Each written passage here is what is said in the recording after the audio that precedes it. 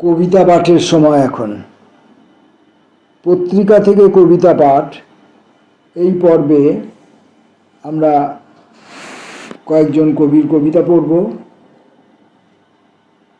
আজকে যে কবিদের কবিতা পড়ব তাদের মধ্যে প্রথম কবির নাম দেবার্ঘ সেন। ছায়া সংবাদ। আলোহীন পৃথিবীতে অনন্ত জীবনের কথা লিখে যে আলো জ্বলে ওঠে নক্ষত্র ভাব, তার হিমে ভরা চোখ দুটি প্রকৃতির বিস্ময়। বিস্ময় থেকে ঝরে পড়ে প্রবাদের সুর, বড় নীল বড় লাল দীর্ঘ বড় জল, বড় তার ঝরা পালকের ছায়া সংবাদ। এক অদ্ভুত নিস্তরঙ্গ বেলা না বেলা, বিষাদের সজল ধ্বনি ও তার প্রলেপ বিস্তার, মায়াধীন মায়া আল্পনাময় বিমূর্তে জমে যায় অনুক্ত মুগ্ধ শিশির।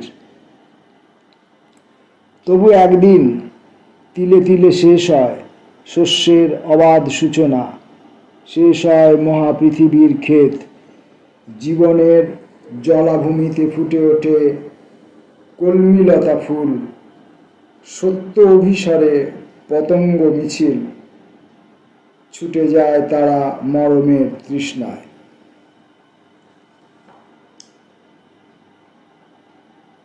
পরের কবিতা পড়ব। কবির নাম কোহিনূর মিত্র। পারি। মরচে পড়া গেট পার হতে হয় রোজ, তার তীব্র শীতকারে ভেতর কেঁপে ওঠে, তবু ঢুকতে হয়। ধৈর্যের গোপন ডানায় উড়ে যাবে একদিন উজ্জ্বল নক্ষত্রমালার দিকে। কবির নাম পলাশ দাস। আমি ও সে। একটার পর একটা ট্রেন আসে চলে যায়, স্টেশন বেয়ে দ্বীপ্রাহরী গাছের মতো হাঁটে ঘর ফিরতি মানুষ।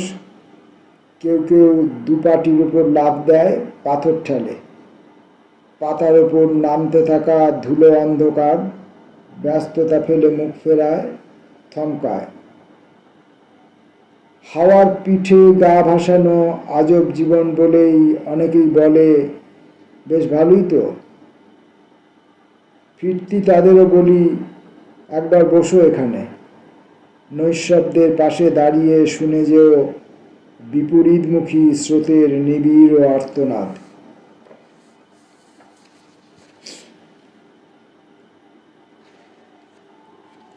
পরের কবির নাম কল্যাণ চট্টোপাধ্যায়। দাগহীন। কখনো কখনো স্থির নিশ্চল বসে থাকি, মাথার ওপরে শিয়রে তোমার অদৃশ্য আঁচল, অপরিচিত গায়ের গন্ধ শ্বাস বাতাসে চঞ্চল হয়ে ঘুরে বেড়ায়। আমি অনির্দেশ্য তিথির খোঁজে হৃদয় বিস্তার করি দিগন্ত অনেক দূরে। জেনে জেনে জেনে কেটে গেল জীবনের 52 ভাগ, আর আলো এসে পড়ে ওই আর চোখের থেকে, বুদ্ধিমতী মাথার থেকে, মসৃণ ত্বকের থেকে যেন এক নতুন বিভার ভেতর সেজে উঠছে আমার স্বর্গ। এই ব্রহ্মাণ্ডে আমি তো অনুর অনু, তুমি তার চেয়েও শক্তিশালী, যেন পরমাণু হয়ে বসে আছো আমার হৃদয়ে, চেতনে অচেতনে অবচেতনে। রাত্রি ও দিনের ভেতর ঘুমে নির্ঘুমে কোষে কোষে, যতক্ষণ না আমি নিঃশেষ হয়ে এই ব্রহ্মাণ্ডে দাগহীন হই। আরেকটি কবিতা পড়ব। কবির নাম অয়ন ঘোষ। পক্ষী সংবাদ।